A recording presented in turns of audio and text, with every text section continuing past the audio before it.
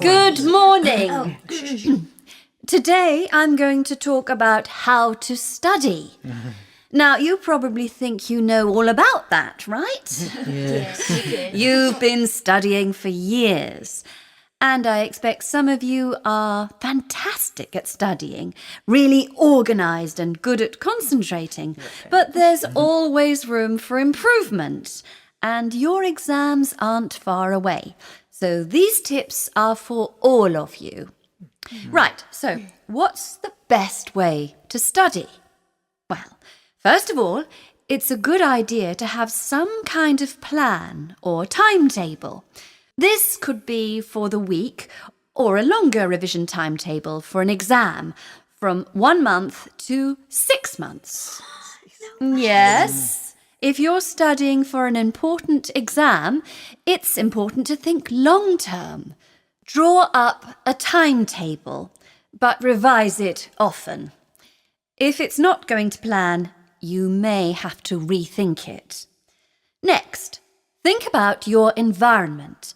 Make sure the place where you are going to study is comfortable, with enough light, air, etc. Not too hot, not too cold. Make sure there are no distracting noises around, such as television. If you think you concentrate better listening to music, experiment and see if it's really true. Some people really do seem to work better with music in the background, especially classical music. But for many people, it spoils their concentration. However, if you have to work near a TV, you might have to use headphones to play music to drown out the sound of the TV. In this case, find out what kind of music works best for you. Maybe something without words. Oh, by the way, you might think you work fine with the TV on, but again, experiment. You might be surprised at how much better you work away from a TV. Oh, and the other thing is the internet, text messages, Twitter, Facebook, etc.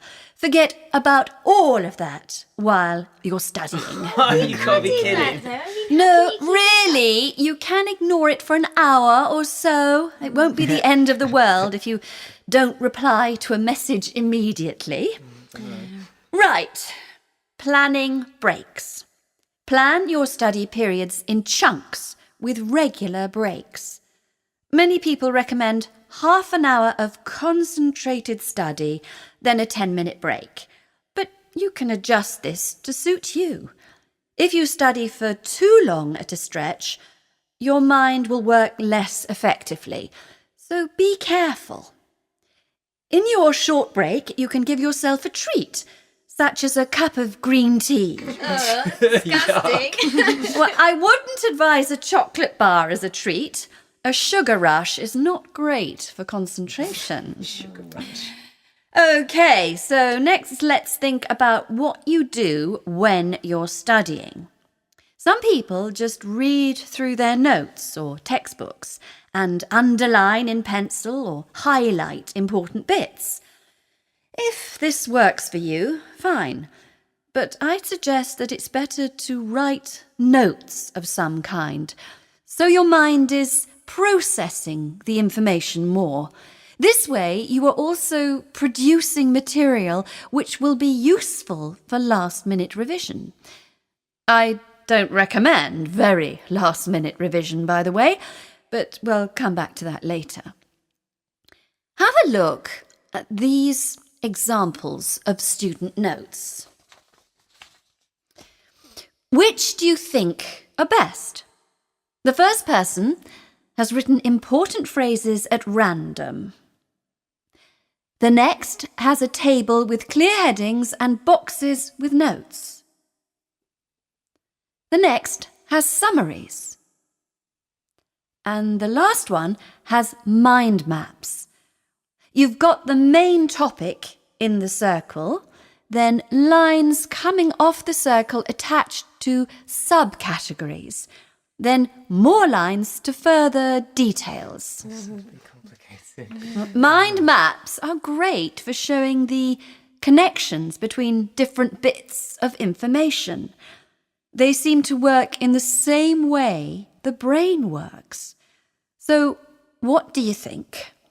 I just always do highlighter pen usually. To me, the first one wouldn't be very useful to come back to and use in the future. But the others are all fine. It depends on your personal preference. Mine is for mind maps. I would suggest using colours, though, and even little drawings. They can make things much more memorable. Obviously, when you are studying, the first thing to think about is whether you understand the information. And the second thing is how you are going to remember it. Let's look at some more ways of making information more memorable.